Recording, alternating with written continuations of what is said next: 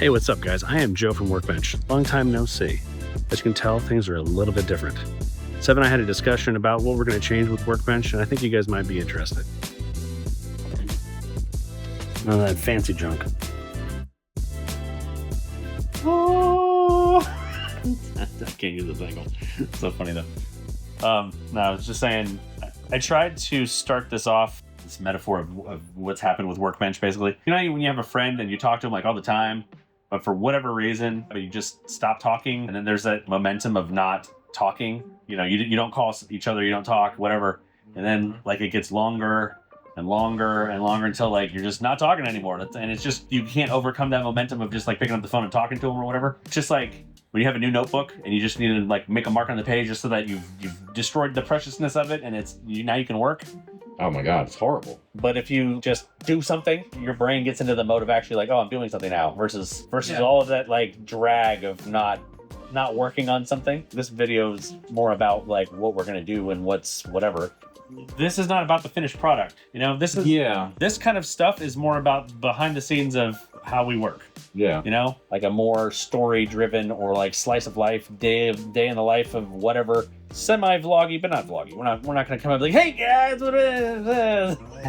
No, I'm definitely not gonna do that. No, we are gonna show other things outside of here and other different types of content, because I think there's interesting stuff. There's little things that we find, and it's stuff that I'm not gonna sit here and have time to make a whole tutorial and whatever. I mean, that's why I'm not setting up a whole freaking camera, specific lighting anymore. You know, I'm like, you know, that doesn't get you anywhere. You know? No, it doesn't. It doesn't. What that does is appeases people who would complain like, oh, your microphone sounds like crap, or, you know, whatever. Stop doing this. You sound stupid, or, you know, like all those dumbass comments we used to get.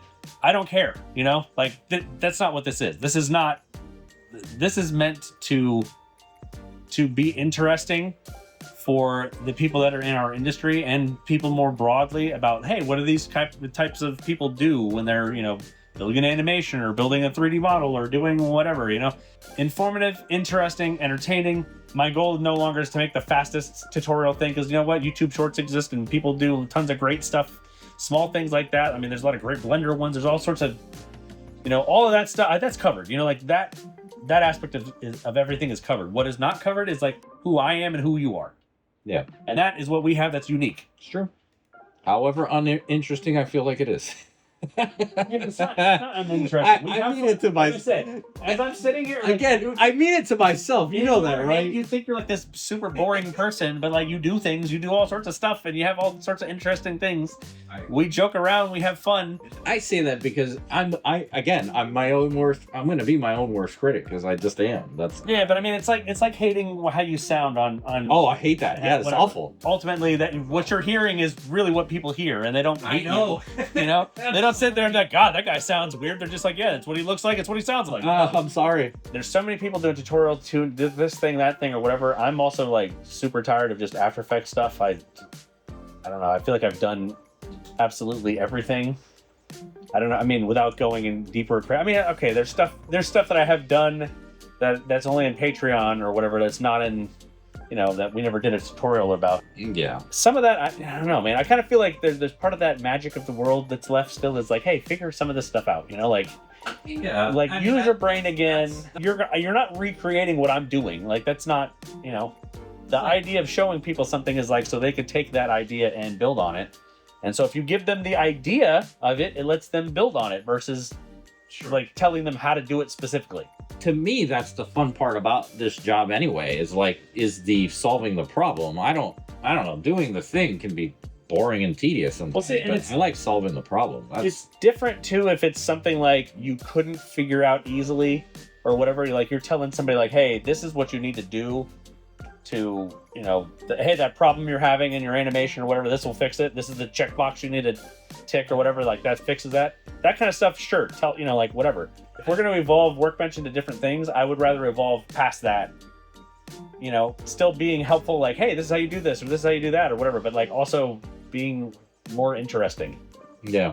It's going to be interesting to see how to put all of these things together. That's going to be another fun challenge, because we don't typically do a more narrative style other than like narrative in a tutorial. So now we've cut all these clips, but it's time to make sense of it. Good luck to me.